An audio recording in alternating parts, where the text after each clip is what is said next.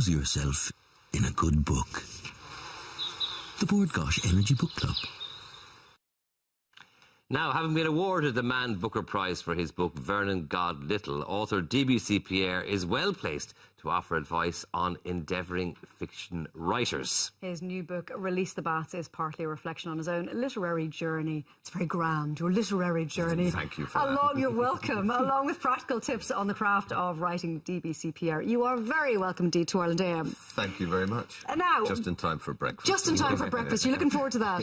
Why did you decide to do this, DBC? Well, I mean, you could have done many things, but you decided to be generous and help other writers. Well, is that how it started? No. It's one of those things. Nothing happens generally by a single idea. Just a few things came together. One is that since I became a writer, I visited creative writing students and discovered that, although I don't know half of what they learn in school, they hadn't actually been told, how to put one foot in front of the other and the practical craft of it. And then I went to a high-security prison one day. Wow. And met prisoners, and they were having trouble. One of them specifically came up to me, who was having trouble with settings because he'd forgotten what the world outside was like. And I'd begun to tell him a couple of tricks, and the guards separated us, and I never got to go back, and it was a very touching moment, and it prompted me to think, well, I'm going to write something to him. Yeah. At the same time, I'm writing a big novel at the moment, and so this was helpful to me to just bring back what I needed to know, because every book's a new struggle. So Wow. on that point of every book being a new struggle, that to me is very interesting, because you have this assumption that once you've written one book, or one successful book, particularly like Vernon God Little, that, OK, I've cracked it now, I know the art, I can sit down and bang these out like Joe Nesbo, one after the other, no hassle. But it doesn't work quite like that, I presume. No, that's what I thought. Yeah. No, I think the truth is, you've learned to write that book.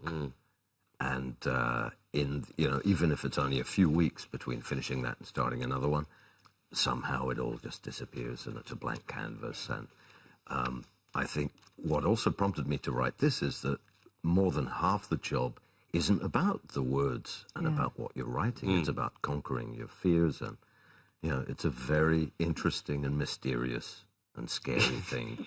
There is a lot of it in the book, and it's a brilliant book, I have to say, but there is a genuinely fantastic book.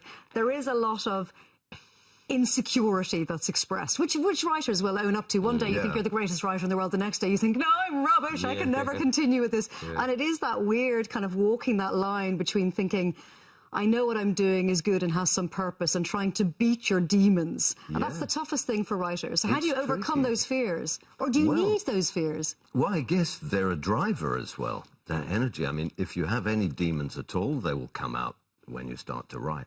And probably half the problem with it is that it can take, if you're writing a big novel, that can be a year or 2 years or more. Or 10 years, or And there's no feedback. You're stuck with yourself day by day. And of course, so the fluctuations in your own moods will come to bear on it. Yeah. And some days, if you're feeling bad, you wake up and it's just one of those grumpy days, your work is going to look horrible. Next day, something good happens, you feel great, your work looks great. But of course, it might not be that great or that horrible. Yes, It's about learning to draw a straight line and, keep your mind on what you're doing. Wasn't it Kipling said, treat triumph and disaster as equal imposters? Yes. So, yes. There's a quote in here from the book. You talk about giving yourself license to write, and you say there might be a reason why so many of the greatest figures in literature were messes, or the reason why so many messes inverted commas, became messes. great figures in literature. But aside from madness, aside from the detriments they brought to the game, which don't necessarily help, they all had a license. It's about allowing yourself to write, just saying, giving yourself permission to go ahead and do this. Yeah, absolutely. And it's incredible how often I guess things that we're told in childhood, or things that we believe, just like now we were chatting in the break about thinking that we needed a quiet room and we need certain conditions to be perfect before we can write, which isn't actually true. We come to the game believing that certain things have to be true, such as that you're born a writer, as I did. I came to this without really an education at all in it. But I thought then that was an act of imposterdom. that you did need some kind of grounding, and it's not true. And getting rid of the ideas that hold us back, I guess, is the... You said after writing the first draft of Vernon God Little that the only thing you liked about what you'd written was the voice of the character. That's true. So that meant you had to go back from scratch, keep the voice, and build everything else around it. So do a lot of, I suppose, books or ideas come from that one nugget? That's really good. I'm going to use that now as the thin end of the wedge to actually write my book. Absolutely. Yeah. It just grows from that. And you just write something down, write a sentence down. Put an idea down, and things come from it. Yes. I think it was David Lynch who said, you go fishing with a fish on the end of a hook, a bigger one comes and eats that. Use that, and a bigger one comes and eats that. And as it is with books, it's impossible to think of unless you're writing a spy novel or a detective novel and you're a great technician, it's impossible to know what will happen. Better ideas come. You mentioned that you're working on a great novel. A big novel. I used great. I gave you that. It's going to be great. Thank you. It's going to be See great. what I mean about you, Mike? The self-criticism is bad, isn't it? Can you tell us something about that? Well, it's about the modern day. Okay. It's about, specifically, it's about a man trying to raise his children in an age when we've just now hit the vertical curve of history. If you look at humans, according to the Smithsonian Institution, have been building tools for 2.6 million years. And if you look at the last 100 years of progress, that's when 99% of all human progress has happened. So it's like this. The singularity. The singularity. So between here and the next 10 years, we won't, the internet, that will be a thing of the complete past. And so it's a man trying to deal with the fact that what he learns today is going to be useless tomorrow. And how are you plotting that into the future? Are you kind of taking some stab at what things are going to be like in a few years' time, or is it being written in the present moment? Is it science fiction? It starts in the present. Yeah. And it moves on. And so far what I'm doing is having a stab at every chapter. So actually, the other thing that's happening is there are a lot of breakthroughs in quantum mechanics. Indeed. And they're proving some really interesting theories about the way things work. And so I'm doing a chapter each on where that might go. Wow. And that's part of what you say in the book as well. Like if you get stuck in one area, stop, go off and write another bit, and eventually they'll come together. Yeah, keep yourself fresh. Yeah. The novel's called Dopamine City. Dopamine City. When's it going to be out? It will be out next year. Good stuff. Can I pre-order now?